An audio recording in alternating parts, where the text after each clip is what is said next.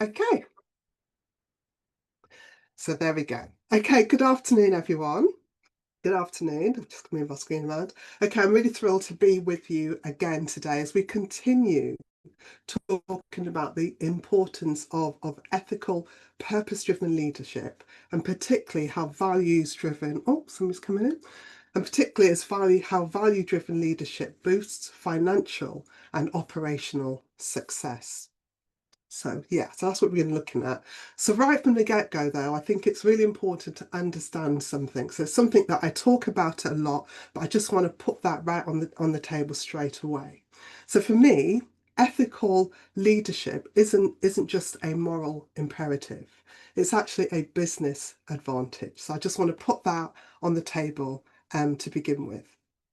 So organizations who are kind of led by value-driven leaders not only gain trust and loyalty, but they also achieve stronger financial and operational outcomes. So today, I really want us to explore the tangible benefits of ethical leadership and how it positively impacts the bottom line. So that's kind of what I want to talk about today. But firstly, kind of the mission. So our mission is to create a welcoming space for leaders who are empowered to align their faith, their values, and their ethics with their leadership. And through this alignment, we help leaders to increase their impact, but to do that authentically and to achieve business success with integrity. And that's across every sphere of influence. So whatever type of organization you're in, whatever level you are within an organization or whatever industry, it's about giving you that sphere of influence and impact wherever you are. Okay, so today we're going to look into a number of things. So we're going to look at the business case for ethical leadership. And so, is there one really? So that's a question that we're asking. And then I'd like to share some examples of organizations that are actually thriving through value-driven leadership.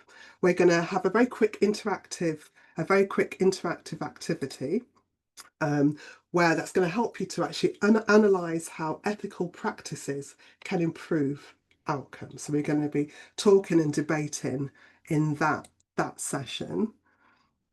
And then just my person's coming in now, so I'm just letting that in. Okay, we are going to then share how you can take the next step in your leadership journey with a business faith reset session.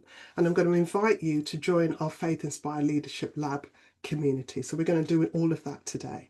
So just for your information then, I'm a leadership development coach who's dedicated to helping faith-driven leaders align their talents, their values, and their spiritual gifts so that they can create phenomenal business success through faith-inspired leadership practices. So that's kind of what I'm about.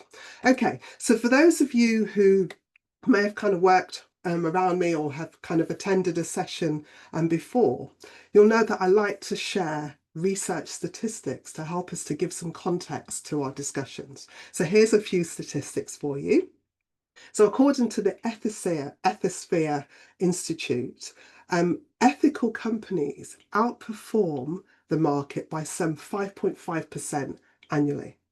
And then there was some research by the University of Notre Dame who showed that organisations with high trust levels experience 50% higher employee productivity over their counterparts. And then finally, a Deloitte study reveals that 86% of millennials, or the Generation Y, believe that the success of a business should be measured in terms of more than just its financial performance. So just to add a bit of context to that, millennials, so that Generation Y, tend to be in their kind of late 20s, early 40s now, and they're projected to be, to make up the majority of the labour workforce by 2029. So that's not that far away. So I just think thinking about that, and if that large proportion of our population is saying actually success is more than just the money, I think there's something we might need to pay attention to, and that's food for thought. So I don't know if you think about that. So if you think I'm saying something useful, show me some love in the chat with some emojis, or if you think it's a load of rubbish, put rabbit, I don't know, whatever it is, let's just see where you're at. in the chat, that would be brilliant. Okay, so I've got a thumbs up. That's great. Thanks. Okay, so here we go then, the business case for ethical leadership. So many leaders worry that kind of choosing ethical values may actually slow down growth or maybe negatively impact their financial results. Yet compelling research shows that it's the actual opposite. So ethical leadership is shown to boost trust, to increase innovation and reputation, and also increase the long-term financial performance of an organization. So when it comes to making the business case for ethical leadership, there are a few points that I like us to consider. So the first one, in terms of building trust and loyalty, ethical leadership fosters credibility with employees and customers, and also the wider stakeholder group. And this kind of strengthens loyalty and reduces staff turnover. So that's something to think about in terms of brand loyalty or loyalty and trust. For example, companies with strong ethical cultures often report higher retention rates, which reduces recruitment costs, and that actually builds long-term loyalty within their organisation. So when it comes to number two, which is around driving innovation, when teams feel psychologically safe, so they know where they stand, they know that the organization they're operating in, and they feel that safety, they're more likely to propose creative solutions and take more of a calculated risk to increase the performance for the organization. You see, value-based cultures create environments where innovation actually thrives. So nobody's kind of holding on to their ideas because they feel safe. They're just going to let them out there, and it's really just help the organization naturally. Okay, in terms of protecting and enhancing reputation, ethical mishaps are expensive. So when they do happen, they're expensive in lots of different ways, not just financially, but also lost trust and a whole host of other things.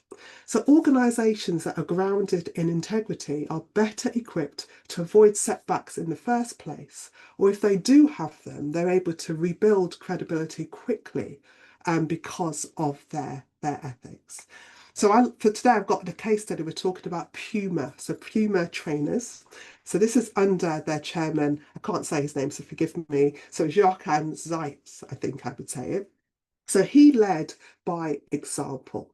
So Puma reinvented itself through sustainability and transparency. So they introduced quite a few systems, but one of them was called Puma Vision. And this was an ethical code of behaviour that applied to all staff, all its business dealings, and even its relationships with external organisations. So everybody agreed to this Puma vision. And then also they had something called the environmental profit and loss account, which set a monetary value for the natural resources used by Puma across its supply base. So they were really balancing this whole idea of how people behaved, but also how they kind of impacted the environment. So when they integrated these kind of ethical standards, they integrated them into the core decision making of the organisation. And what's interesting, this approach actually enhanced their brand strength and it helped their stock to rise by some 4,000%, which showed that, accountability and brand revival can actually go hand in hand. So I don't know what your thoughts on that. I mean, I think that's pretty powerful stuff. But for me, it shows that those ethics really do impact positively the bottom line. And then a couple more just to throw in there. So when it comes to improving financial outcomes, long-term financial success is consistently higher for ethical organizations. So according to the stock performance of the world's most ethical companies, they consistently outpace their peers. So that's, everybody seems to be saying that. But and also another survey found that companies with strong ethical cultures outperform their peers by 40% across different matrices, but things like customer satisfaction, employee loyalty, and innovation. So when we think about these four elements, trust, innovation, protection, reputation, and financial, when these elements are visible and consistently communicated, they become a powerful compass for leadership decisions and drive lasting engagement and performance. So I don't know what you think about that. Don't know what you think about that, but anything about that, stick that in the chat. So I want us to remember Puma as we talk about some other organisations. So yeah, there is lots of data to show good ethical behaviour ensures greater performance. Okay, but both companies don't know how to behave differently. That's interesting. They don't have the skills, imagination, or courage. I think courage is a big one in order to do so. And I think we won't say who, but I think that would probably play out in our organisation that we know very dearly. Yeah. Okay. Cool. Big smile there. So I'm not saying anything, but I think that's a great point, Matt. I really think that's a great point. Okay. So we've got Puma, and then here are some other ones that people kind of hear about. So there's Ben and Jerry's. So I love this case story about them. So their mission is to create economic opportunities that align with their business strategies. And in doing so, they want to attract socially conscious consumers and talent. So they really want to bring in those kind of people and continue that rhetoric with what they do. So their product mission drives them to distribute, and sell the finest quality ice cream and to kind of create euphoric concoctions. Okay, so I don't know if Ben and Jerry's has really got the lead in that, but that's what they strive to do. And they want to also do that with a commitment to incorporating wholesome natural ingredients and promoting business practices that respect the earth and the environment. So for me, that's massive. It's kind of like, I want to go and do this, but I want to do it in a particular way. So their economic mission is to operate the company on a sustainable financial basis. So they're definitely still going for the profit motive, increasing value for their stakeholders and expanding opportunities for career growth and their employees. So they do want to do that, but they also have a social mission that compels them to use their company in innovative ways to make the world a better place. I mean, I just think that's lovely. Let's go for profit. Let's do the right thing by people, but let's also leave the world in a better place. So going back to your comment there, if people actually had courage to do those things, just think what could happen. Okay, there's Costco. So we probably all shop there or have done. Okay, so they prioritize treating employees well. So their whole idea is about if we can foster a positive work environment and provide opportunities for growth and development, then we've done a good job. So they maintain a strong ethical culture, and that's demonstrated by its tax strategy and its commitment to social responsibility. So that's just another angle, another way we can bring ethics into business. So they believe that by treating employees well and offering fair wages, Costco experiences lower turnover rates and higher productivity, which again directly impacts its profitability. So I think maybe going back to, I do like that comment, Malcolm. So going back to that bit about people not knowing how, or they don't know how to behave differently, they don't have the skills and imagination. Maybe it's about leaders in organizations being willing to look outside of their own context and find those things that work well. I mean, that's what I love to do as a consultant. It's like, see what else other people are doing. Is there a way to kind of learn from that and bring that into what I'm doing? So maybe we need to help leaders to look more at doing that with their organisation. Just a thought. Anyway, the final one then is Johnson and Johnson and their Tylenol crisis. I do talk about this one a lot because I do love this case study as well. But prioritising public safety over profits, they actually set a precedent for ethical crisis management. And this was instrumental in how they managed their own crisis. So during the Tylenol crisis, Johnson & Johnson's, they opted for a full voluntary recall of 30 million bottles of their product at great cost. And whilst they were going through that, they maintained open lines of communication with the public and the authorities, demonstrating that kind of transparency and prioritising of public safety over profit. During that time, they also then did a lot of research and development into the introduction of tamper-resistant packaging after the crisis. And they set a new standard for the pharmaceutical industry, demonstrating that they have a commitment to innovation for safety. So yes, it's helping them in the long run, but putting that time and effort into that, given that crisis, was a big deal. So their decision to prioritise customer safety over profit during that time restored trust in them and in the market. It strengthened their brand commitment to safety and increased long-term brand loyalty for their customer base. So doing the right thing had a big impact for them.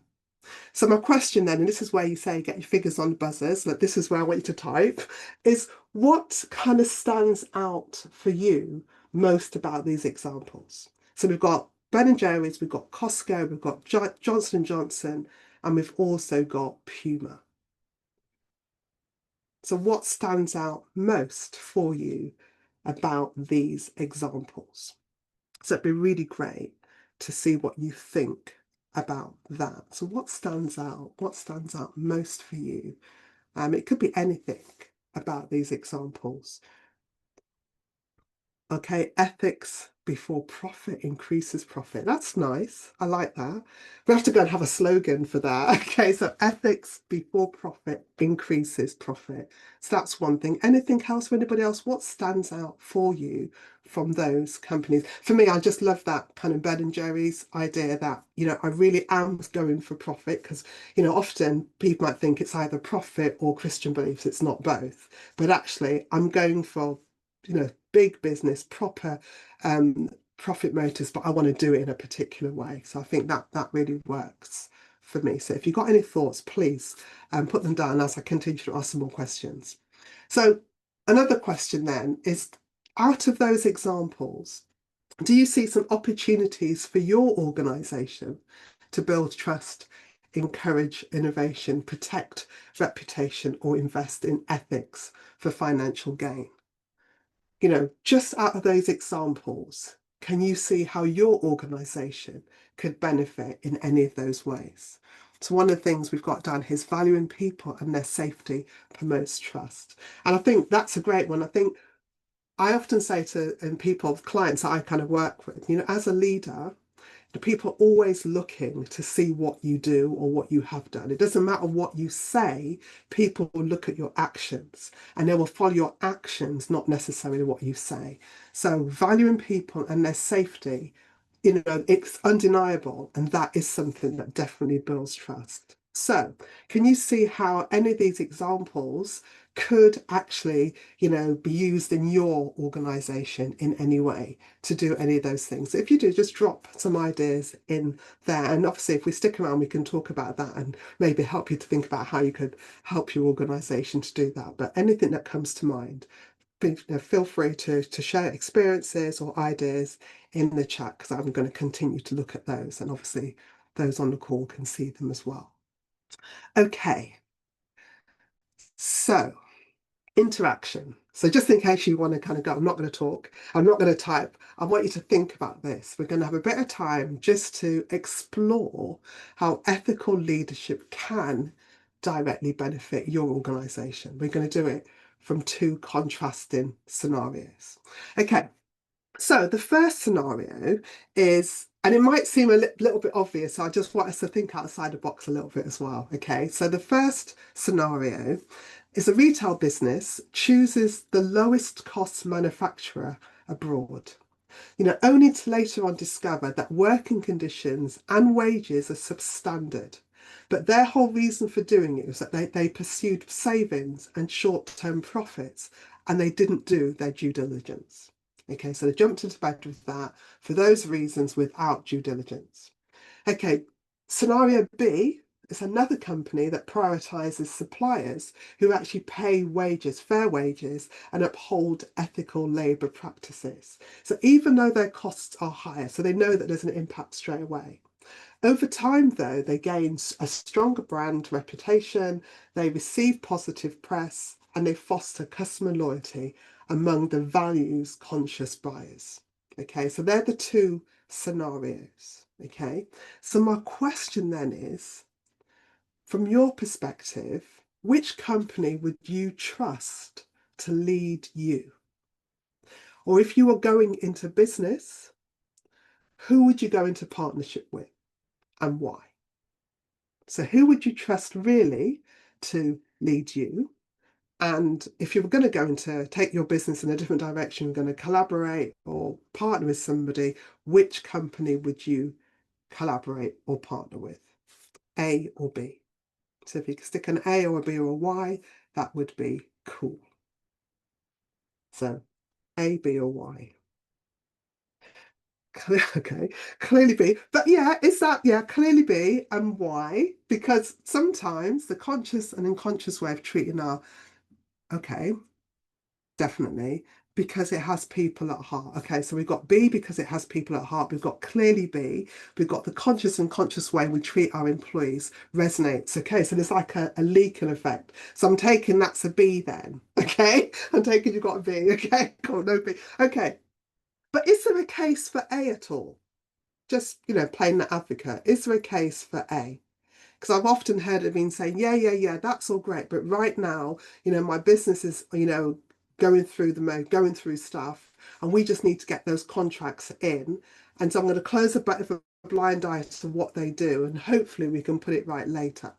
So is there a case for A? Or would you just kind of go, no, that's definitely not the way it goes? That would be interesting. That would be interesting. So think about that one, and then you can kind of go yes, no to that. There is a case, but it could be about survival. Right, okay. So that's the point, that sometimes we can jump in, this is the right thing for now, it's kind of the thing that's come to save the day. And then later on, we find out actually it wasn't all that we expected. And at that point, I think that's when we go back to that courage thing. At that point, what do you do now? Okay, so I think that's an important point. Okay, another way of looking at it, because I think you started to touch on that, Lucky, was how might each decision affect your employee morale? So the people you've already got in your organization affect their morale, the brand perception, and the long-term sustainability of your organization. So whether you're in crisis mode at the moment or this is just another contract, how might going after A or B have an impact on your existing business? So think about it in that way. Yeah, and then I love that. If we did go for A, are they willing to address the issue? So again, that but due diligence is really important. So yeah, how might that decision affect the employee brand, reputation, perception, or long-term responsibility? And I guess, depending on I guess that says something about if you're an A or B person, your culture, if your culture goes after A often, the question is, do you really care about the people inside as long as they're doing the work? You could ask that one. I don't want to say that's, people actually behave that way, but you could think about that. Or it could be, maybe the reason why you are in a precarious business position, that next contract could be the thing that makes people stay with you or go leave you. Do you know what I mean? So I guess it's something to think about. Okay, so if you've got any ideas about how that decision could affect the employee morale, then please drop that in. But a more important question for me is just looking at that and looking at the discussions we've had. What lessons can you draw? Can we stand back and kind of go, okay, these are lessons that can be drawn when you align ethics with business operations. So I think oh, what was it? Yeah, so there's that whole ethics before profit, you know, it's kind of really understanding, what we do today impacts how people see us in the future. But is there, a lesson that can be drawn about ethics? And I think when we're talking about, are they willing to address the issues? That whole thing about when things come to light, what is the relationship that you have with your supply base, with people that's going to get that you're going to be able to work with them to make those changes happen? Or how much influence are you willing to assert in order to make things right? So, it can build credibility. So it builds credibility if we're working with the right people. So any other thoughts on that? That would be great. And then, okay, we need to be clearer and communicate clearer on our metrics. So what's important to us?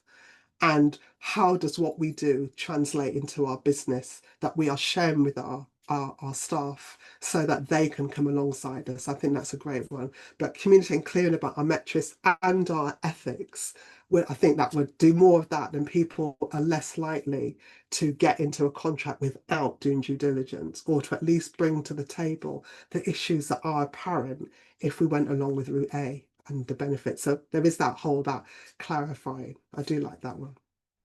Okay, so again, um, it's that kind of what stood out kind of question, or I don't know without kind of getting into what your organization does, but is there any learning for the organization that you're in out of this case study? So for me, that whole thing about due diligence, I recognize the need to sometimes go fast, but it's also go fast but really be aware of what you're getting yourself into, and where those opportunities to course correct, and are you willing to do course correction in order to maintain the overall benefit for everybody? So I think they're important ones. But if you've got anything else that you think, Arenka, you've missed the plot here, then please drop that in the chat for me. And I'll just kind of end this bit by just kind of saying that this kind of conversation or activity reminds me of the scripture in Romans 8:28, where it says, and we know that all things work together for good, for those who love God, to those who are called according to his purpose.